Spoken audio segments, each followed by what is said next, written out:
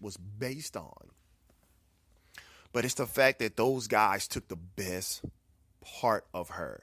Not the best part. I'm going to say I got a lot of her, but they took the trusting part of her. Let me say that.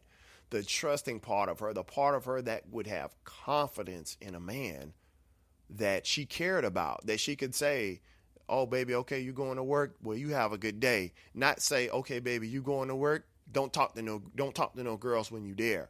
And then text me, and then when I not text back, say, who you been in there talking to? Well, you ain't been talking to me because you ain't had no time to talk to me when I'm at work. And there's no women where I work. If there are, they work in the office, and I work in a warehouse. Therefore, there are no women where I work at.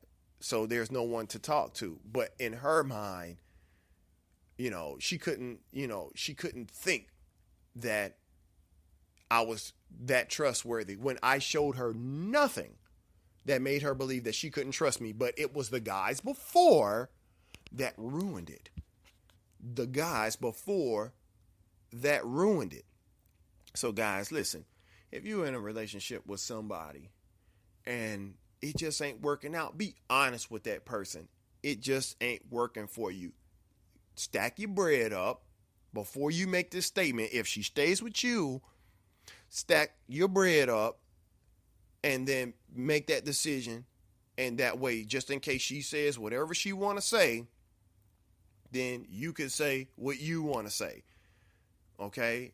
If she says, well, if you stay with her, have your bread stacked up. She already got the feeling. You already got the feeling because it ain't the way it was in the beginning. Have your bread stacked up so you can move on. Not just tell her because you just that sick and now you moving back in with your parents. Now, ain't nothing wrong with that because I've done it. And was it tough? Actually, the toughest part was me leaving my son, because he didn't know why I was leaving, but I knew why I was leaving, and his mom knew why I was leaving. But at the same time, it's like, have your bread. I didn't have my bread stacked up. I didn't have it. I had enough bread to buy a car, a used car.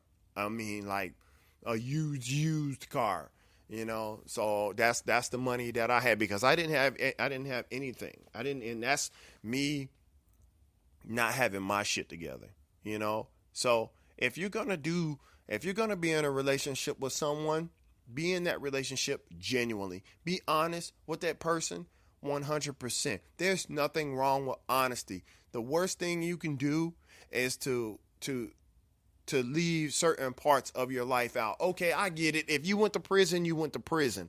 But if you went to prison and you got out and you made something of your life and you have your education and you went out and got a job, they don't need to know about that. They do not need, unless what you've done in your past will hurt something that you're going to do in the future. Be it, which I can't say if you got out and made something of yourself, got a good job, got good money, got an apartment, got, your own vehicle, able to fend for yourself, you don't need nobody, then there's nothing that you really need to tell that person about that past life unless they ask. But see, if they love you, genuinely love you and care about you, it doesn't matter how somebody else sees them, with you, like, oh man, she's dating an ex-con or something like that. She didn't know. And the only people that would know that is somebody that knew you before you got with her. So, and then y'all, it was at a party and somebody was hating on you and was like, what you doing with that dude? That dude, the ex-con and shit like that, and then she finds out. Now she's mad, but she's mad because she found out from somebody hating on you. Not the fact that she's mad that you didn't tell her, because technically it happened before her and it really didn't matter because you had your life together. She could say it mattered, but why would it matter? Only to do what? Save face? Because it matters how she looks? That type of person, you don't need in your life. You don't need somebody in your life that, is going to be looking at how you elevated them in the eyes of someone else. I could deal without that person. I could deal without that person, but, we just don't want to ruin someone else. So when when you in a relationship, stack your bread so that you can move out, so that you can say, hey, you know what? This just ain't working. I think I'm going to head out. Gather your things and be a man about it. Same thing. Likewise to a woman. It ain't working out. You tell that guy, look, give him the chances. Tell him it ain't working. If it still ain't working out, if he wasn't, astute enough or wasn't thinking in his mind, hey, I need to do something here. And when you throw him out, it shouldn't be a shock. It shouldn't be a shock to him. It should not be a shock. But then you never know. So we that song, what's that song? What is that? The Isley Choosy Lovers. You gotta be that person. You gotta be that person. You gotta be a choosy lover, because it's your life. It's their life. Be honest with the person, and then expect that honesty from them. But at the same time, okay, I'm not gonna say expect that honesty. Do this. Tell that person, you know what?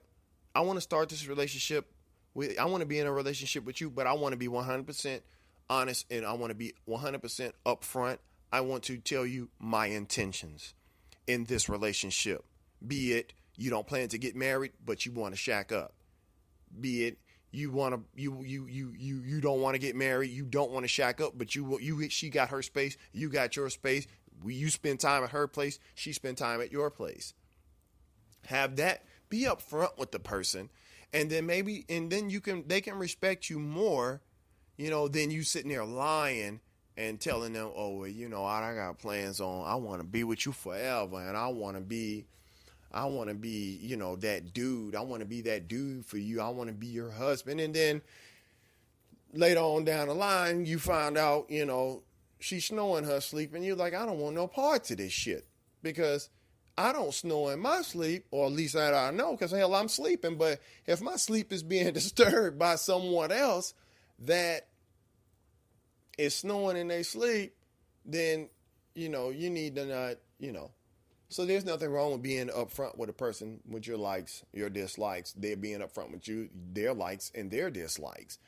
Because communication is always key. There's three things I've always felt that would ruin a relationship: lack of communication, money, and a lack of sex.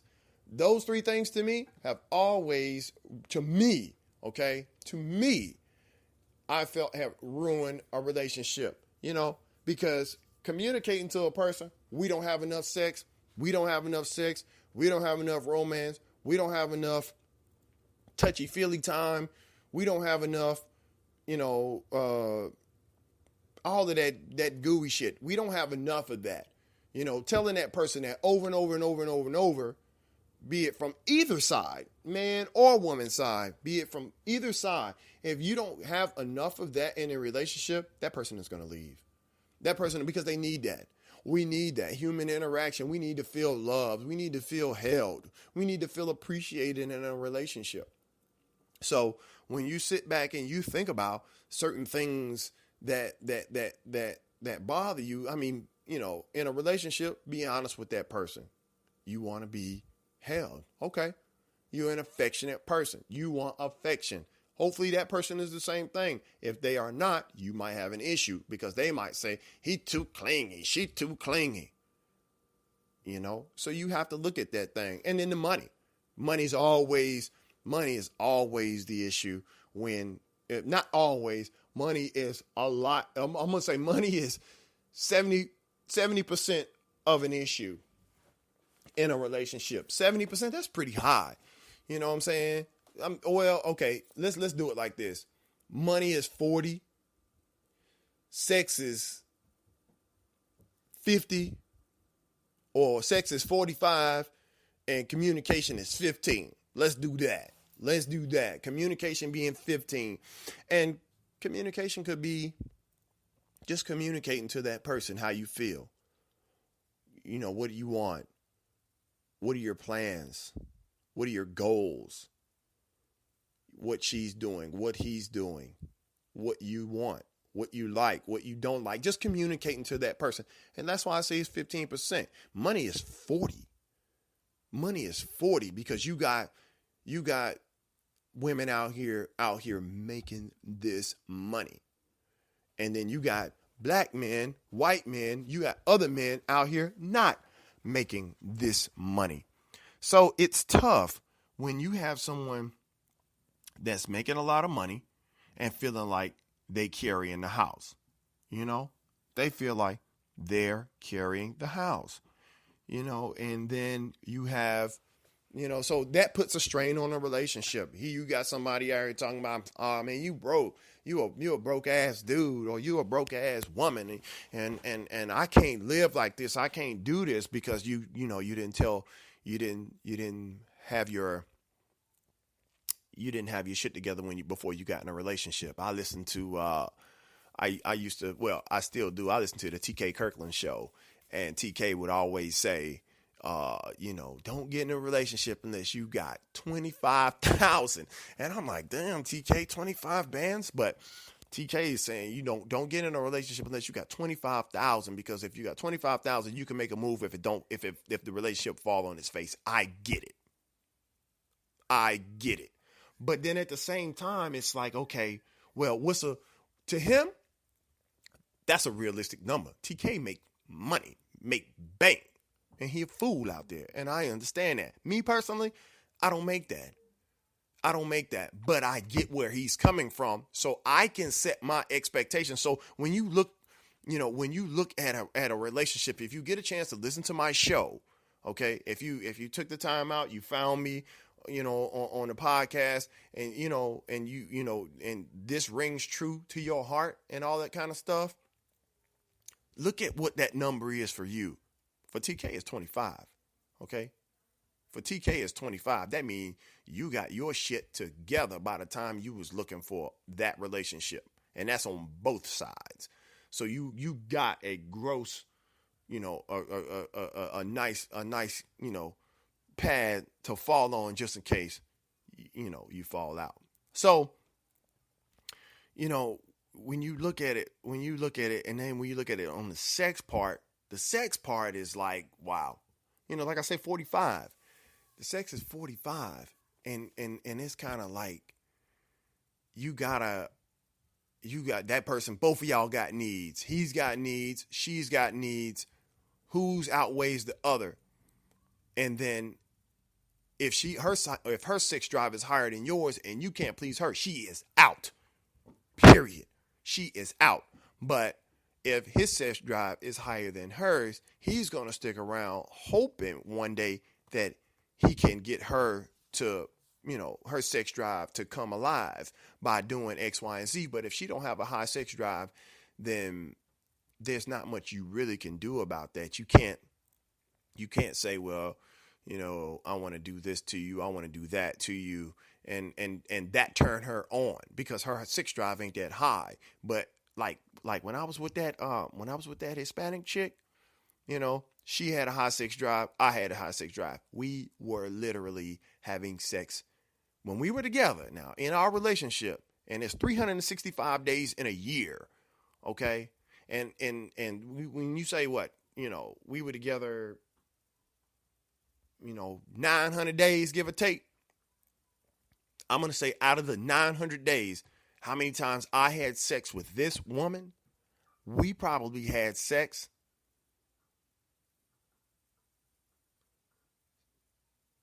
700 days. 700 days. I mean, that's literally almost every day. And that is not a joke. That is like, I go to her place and she'd be like, baby, stay the night. And I'm like, okay, bet, I'll stay the night. And then, we having sex. And sometimes I'll be like, okay, well, I'm just going to bring enough clothes. So, and then, I'm going to go home on the weekend and I'm going to wash my clothes and all this kind of stuff. Why don't you come stay with me this week? And we having sex. It was like every time you turn, and sometimes it was twice a day. Sometimes she would pull me into the corner, and Lord